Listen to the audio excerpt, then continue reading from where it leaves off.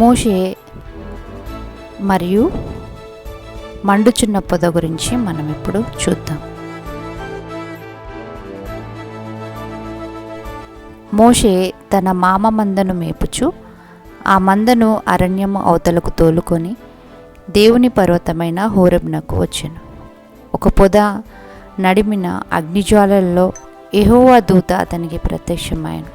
అతడు చూచినప్పుడు అగ్ని వలన ఆ పొద మండుచుండెను, కానీ పొద కాలిపోలేదు.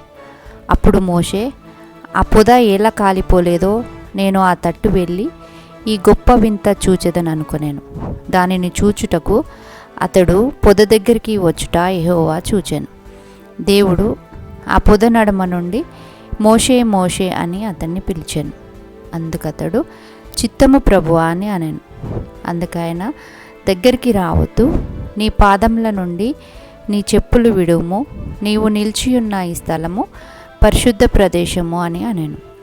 ఐగుప్తులోనున్న నా ప్రజల బాధను నిశ్చయంగా చూచితిని, కాబట్టి ఐగుప్తుల చేతిలో నుండి వారిని విడిపించుటకును ఆ దేశం నుండి పాలు తేనెలు ప్రవహించు దేశంనకు వారిని నడిపించుటకును దిగివచ్చి ఉన్నాను అని అనెను. ఇజ్రాయేళ్ల మొర నా యొద్దకు చేరినది. ఐగుప్తులు వారు పెట్టుచున్న హింసను చూచి తిని, కాగా నిన్ను ఫరో యొద్దకు పంపేదను. ఇజ్రాయేల్లో నా ప్రజలను నీవు ఐగుప్తులో నుండి తీసుకొని రావాలను అని అనెను. అందుకు మోషే, నేను ఫరో యొద్దకు వెళ్ళుటకు ఎంతటి వాడనని దేవునితో అనగా, దేవుడు, నిశ్చయంగా నేను నీకు తోడై ఉండేదను. నీవు వెళ్ళి ఇజ్రాయేళ్ల పెద్దలను పోగు చేసి, దేవుడైన యెహోవా నాకు ప్రత్యక్షమై ఇట్లనెను, ఐగుప్తు బాధల నుండి విడిపించి పాలు తేనెలు ప్రవహించు దేశంనకు రప్పించదనని వారితో చెప్పుమనెను. అందుకు మోషే, వారు నన్ను నమ్మరు, నా మాట వినరు అని అనెను. అందుకు యెహోవా, నీ చేతిలోనిది ఏమిటి అని అడిగాను. అందుకతడు కర్ర అనెను. అప్పుడు ఆయన నేలను దాన్ని పడవేయమనెను. అతడు దాన్ని నేల మీద పడవేయగా అది పాము ఆయెను. అప్పుడు యెహోవా, నీ చేయి చాపి తోక పట్టుకోమనగా అతడు తన చేయి చాపి దాని తోక పట్టుకొనగానే అది అతని చేతిలో కర్ర ఆయెను. మరియు యెహోవా, నీ చేయి రొమ్మున ఉంచుకోమనగా అతడు తన చేతిని రొమ్మున ఉంచుకున్నప్పుడు ఆ చెయ్యి కుష్టు కలదై తెల్లగా ఆయెను.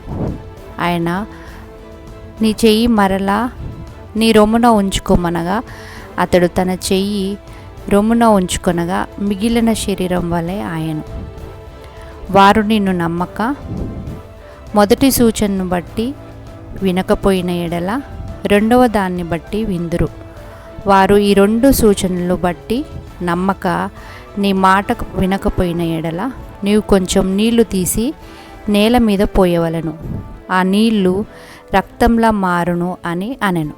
అప్పుడు మోషే, ప్రభువా, నేను మాట నేర్పరిని కాదు, నోటి మాంద్యము కలవాడని అని అనగా, అందుకు దేవుడు, మానవులకు నోరిచ్చినది ఎవరు? యెహోవానైన నేనే కదా. కాబట్టి వెళ్ళుము, నీ నోటికి తోడయుండి నీవు ఏమి పలకవలసినది నీకు బోధించదనని మోషేతో చెప్పాను. మోషే తన భార్యను తన కుమారులను తీసుకొని గాడిద మీద ఎక్కించుకొని ఐగుప్తునకు తిరిగి వెళ్ళాను. మోషే దేవుని కర్రను తన చేత పట్టుకొని పోయాను. యెహోవా మోషేను ఎదుర్కొనుటకు అరణ్యంలోనికి వెళ్ళుమని అహరోనుతో చెప్పగా అతడు వెళ్ళి దేవుని పర్వతమందు మోషేను కలుసుకొని ముద్దు పెట్టుకొనెను.